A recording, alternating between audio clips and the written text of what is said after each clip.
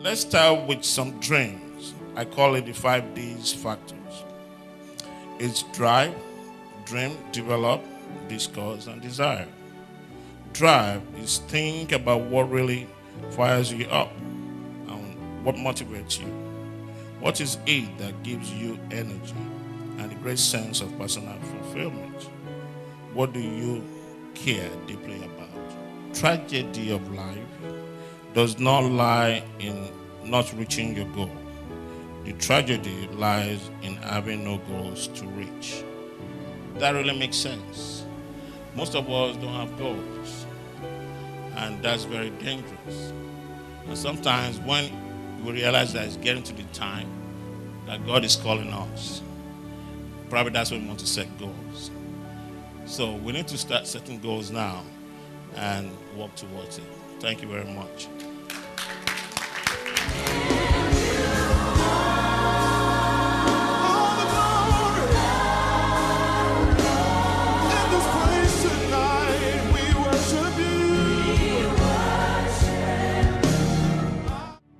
Think about how will you feel if nothing changes.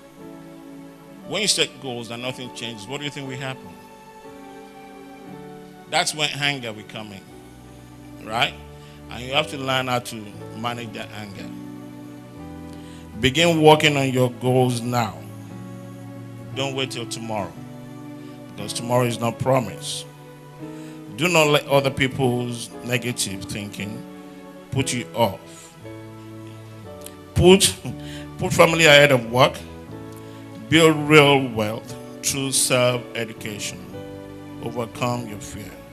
What is building wealth through self-education? Most of us think that once you have your bachelor's degree, that's all.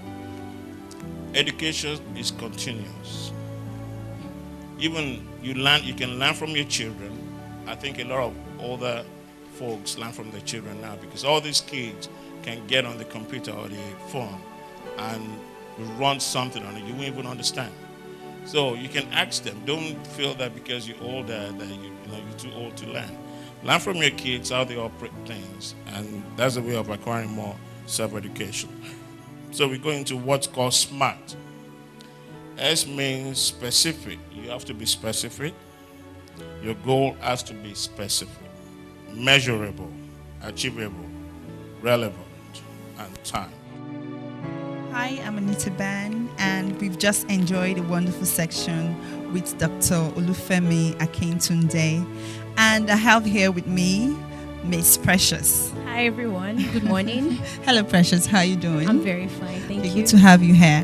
I just want to ask you, what are the previous topics that's really affected your life positively, and possibly why?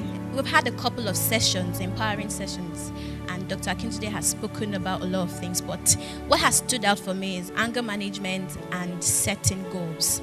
Now, why has that stood out for me? Because as a progressive person, I'm trying to learn, I'm trying to grow. Now, I need to understand that anger is a natural thing, but there's a need to control it so it doesn't get out of hand.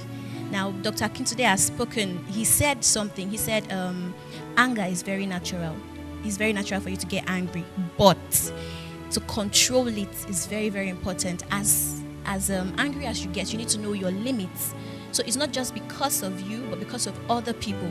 Now, what did I take from that? When I get angry, I just need to calm down, relax, and ask myself very certain questions. If I get angry and I lose it, how would it affect me? How would it affect my reputation and all? So that has opened my mind a lot. So it has helped me understand that, yes, Precious, you can be angry, but you need to know your limits. I need to control it, not for you today, but because of tomorrow and because of what you are trying to achieve as you progress. Now, we also talked about setting goals, which is very important. And he said something very profoundly. He talked about the fact that setting goals is very important. Now, the biggest mistake any human being would make is not having any goals at all to set. It means you've just been living your life, passively. So there's nothing wrong with setting goals and failing. But the most important thing is when you set your goals and you fail, you need to pick them up again and you rise up again. But it's very important we set goals. Why do we set goals? So that we become, we take stock of our lives, we look at what we've done, and it helps us measure up your self-worth. When you set goals and you've achieved so much, it gives you a certain self-esteem. It makes you feel, okay, yes, I can do it. And anything that happens you can tell yourself, I can do this, I can make this happen. So it's really been a blessing. Thank you very much for this wonderful time. There are 3 words being used in order for assertiveness. Thank you. This is very interesting. Sometimes we say, I would like you to be quiet now. Thank you. I would like you to help me. Thank you. I want you to pay attention. Thank you. Those 3 thank you can be used as an assertive words. And the first one, how will you feel if somebody tell you that? The lack of assertiveness can lead to 7 depression, resentment, frustration, anxiety, relationship, stress, and temper. Be assertive. Thank you. Thank you for that question. The way I say, and probably it takes practice, when somebody talks to you in the way you don't like, it's always nice to stand up for yourself. Even if you get laid off, later the boss will realize that probably you're dependable and they might probably call you back. Be assertive. Even if your wife says, I want to go to ShopRite. If you don't feel like, just say no. And let her know that you mean no. Thank you very much.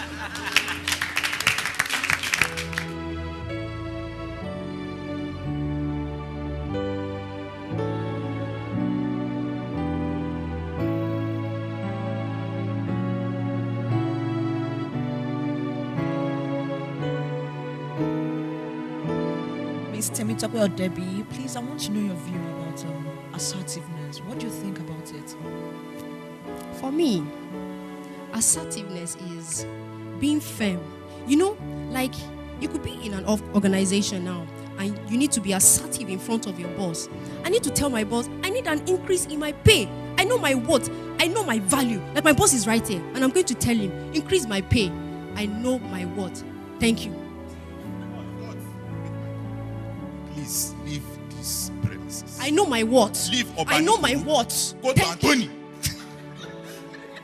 Good afternoon, Sister Bella. Good afternoon. Yeah, you just watched one of the videos that ensued between one of our members of staff on the topic of assertiveness. Now, what is your take on that? Actually, she was being assertive, so what's your take on that? I don't think she was assertive. She was rude. And I think she lacked self-confidence. Yes, she lacked self-confidence. We've actually had a lecture with Dr. Akintunde on self-confidence. I think that's where her problem lies. Not being assertive. She mistook it for something else. Okay, I was meant to understand here that being assertive means you should be firm. And she was quite firm. In short, very firm, if I must add. She was so firm. So why would you say she lacked self-confidence? Well, she was not being firm in the right way, or rather, she was firm, but in a very wrong way. I felt she would have just handled it properly. You don't just say that to your boss and you saying you're making sense. You're not making common sense here. So, she needs an increase. Yes. Her boss is right there. Yes. She tells her boss in the best way she knows how to convey her message. So, how is that being rude? She needs a little education on that. You're not to tell me what your value is. I should know what your value is by what you've done. So doing that, she actually just messed it all up. Okay, yes. Now, you're saying is her boss doesn't know her worth because he hasn't increased her pay. So her boss doesn't know her worth. She doesn't have a worth. Is that what you're trying to say? That's not what I'm trying to say. Saying she knows her worth at that point in time does not make any sense. You can't express your worth by being all, rude and nasty at that point. She was trying to be bold, but that's not boldness. That's not assertiveness. That's not it. She has to learn to convey her message in a more polite way, straightforward, and her point should be clear and known. Her point was quite clear. It was very clear. Yeah, it was clear in the wrong manner. That's where we are missing it. Being assertive doesn't mean you should be rude. I am assertive. I am not rude. You can't speak like that to your boss. That means you don't mean to be there. Or probably you are the boss and your boss is not the boss.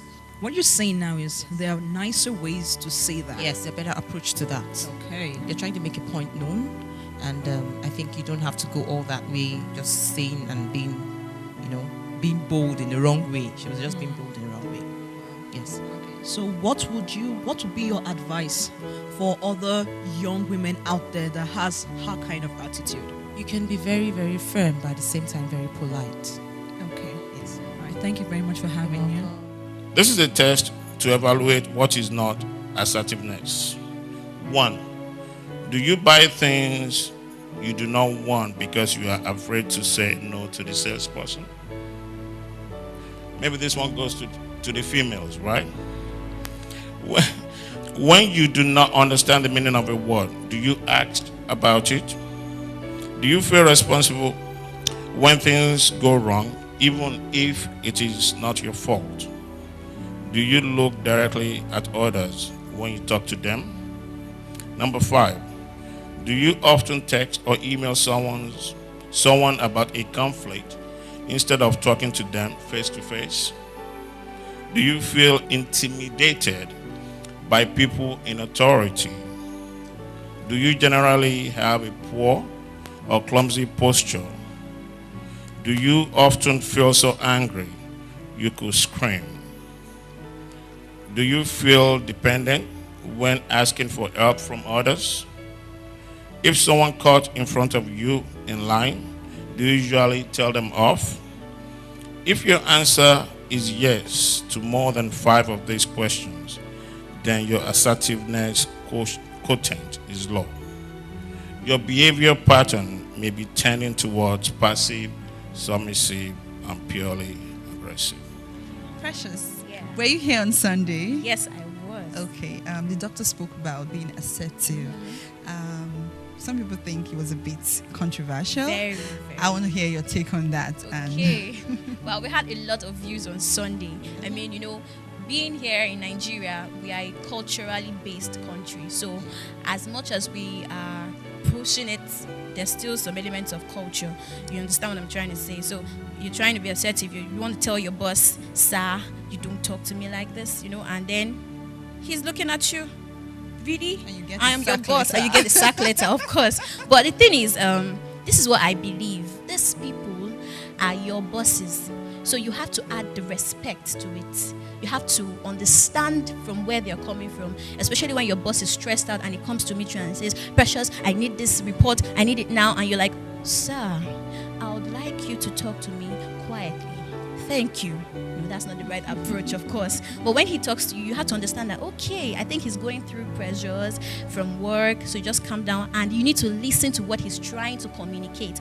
He didn't say, Precious, are you stupid? Are you mad? He's saying, Precious, where's the report? I want the report. So he's saying, I want the report. So I just need to get the report done. So and give we're it to you. saying assertiveness has to also do with integrity. Exactly. When it comes to having your integrity intact, you want to have everything to protect it. You want to stand for what you believe Exactly. in. That is right. Yes, it's right. Thank you very much. Thank you Precious. very much for having me. Such a wonderful time here. Lovely, thank you. All right.